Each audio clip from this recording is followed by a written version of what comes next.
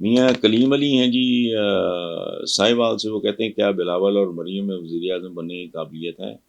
इनकी नुमाइंदगी में पाकिस्तान का मुस्तकबिल कैसे देखते हैं? देखें, बात सुने, मेरा मेरा एक ज़ाती असेसमेंट है। बिलावल में तो पोटेंशियल हो सकता है। मौरूसियत से मुझे नफरत है, लेकिन कुछ हवालों से मौरूसियत में एक पेडिग्री होती है, बैकग्राउंड होता है ख़ानदान का। इसके जो बिलावल के नाना परनाना, वो भी दीवान वज़ीर आज़म थे, सर शाहनवाज़ भुट्टो। फिर इनके नाना वालिद प्रेसिडेंट रहे, वालिदा 2 दफ़ा प्राइम मिनिस्टर रहीं, तीसरी दफ़ा शी वॉज असैसिनेटेड, तो लॉटरी उसकी निकल आई, नवाज शरीफ की। तो बिलावल में तो पोटेंशियल है, मरियम में नहीं। She is a scorpion. उसका मुझे नहीं लगता, कतई नहीं। वो बहुत ज़्यादा उसके अंदर, खैर छोड़े, बात नहीं करता। मैं अब से नहीं, मैं कब से कह रहा हूँ, इनके जो अंदरूनी इन्होंने अपने सर्विस कराए हैं, उनके मुताबिक भी इनका वोट बैंक देखें। बात सुने आप, कुछ लोगों को कुछ अरसे के लिए बेवकूफ़ बना सकते हैं। आप बहुत सारे लोगों को बहुत लंबे अरसे के लिए बेवकूफ़ बना सकते हैं, लेकिन आप सब लोगों को हमेशा हमेशा के लिए बेवकूफ़ नहीं बना सकते। कौम इतनी बेहिस भी नहीं है कि बार बार बार बार डसे जाने के बाद भी इनको समझ ना आए कि इस मुल्क की बर्बादी का असल सबब क्या है। जो 40 साल से इस मुल्क को चिमटे हुए हैं, इसका खून पी गए। हर प्लान इनका बोगस और फ्रॉड। एक किताब है रेमंड बेकर की, एकली सी, पढ़ के देखें। उस बंदे ने बेनजीर को भी नहीं बख्शा, लेकिन वो मरहुमा है, अब उनकी बात क्या करनी। ये मोटरवे शोटरवे भाई, रोकड़ा मोटरवे, ये चूंकि कारोबारी लोग थे, उनको पता था कि जितना बड़ा काम करोगे उतना बड़ा खांचा लगेगा।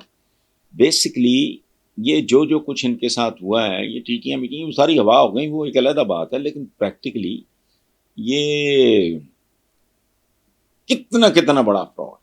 कर्ज उतारो, मुल्क संवारो। मुल्क संवर गया, मुल्क गिर भी पड़ा है। यानी मिडल ईस्ट के एक अखबार की सुर्खी है, पाकिस्तान फॉर सेल। यहां तक पहुंचाने वाले लोगों में ये खानदान सरे फहरिस्त है। लोगों को अकल आ गई, तो मैं क्या करूं इसका। तो बाकी लेवल प्लेइंग फील्ड, ये तो इलेक्शन देखते हैं कैसा होता है।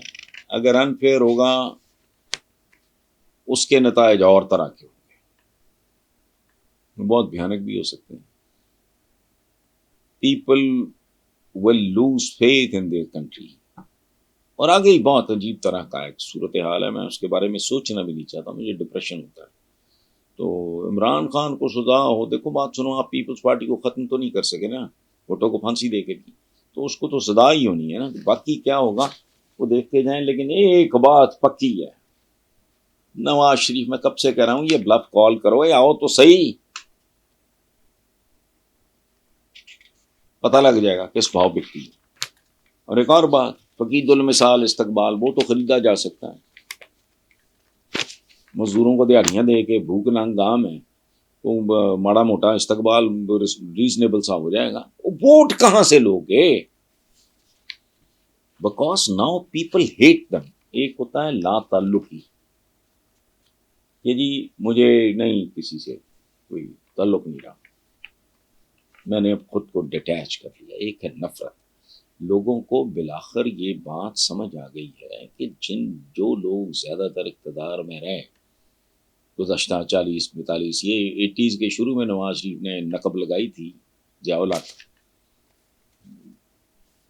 तो मैं क्या कहूँ उसके बारे में, मरा हुआ आदमी और एहसान फरामोश आदमी। सबसे ज्यादा भयानक और गलीज आदमी होता है जो एहसान फरामोश। भुट्टो पता नहीं कितना आउट ऑफ टर्न गए, उसको लेके आए, ये वो सारा कोई लेकिन अपना अच्छा। फिर भुट्टो को आज भी वो तस्वीर कभी कभी छपती है, कभी देख लेना, 4-6 बंदे भुट्टो फांसी के बाद चारपाई टूटी पर जीप चारपाई पे हैं, 6-8 बंदे हैं, उनमें से भी जियाउल हक का ही तो स्टाफ। आज उसके दरबार पे रौनकें नहीं खत्म होती, उसके मज़ार पे जो भी कह लो आप, इसकी लाश ही नहीं थी। यानी ये वो आदमी है जिसकी मौत भी धोखा, लाश तो थी ही नहीं। वो टोपियां ये वो रख लो, वे छोड़ो आप,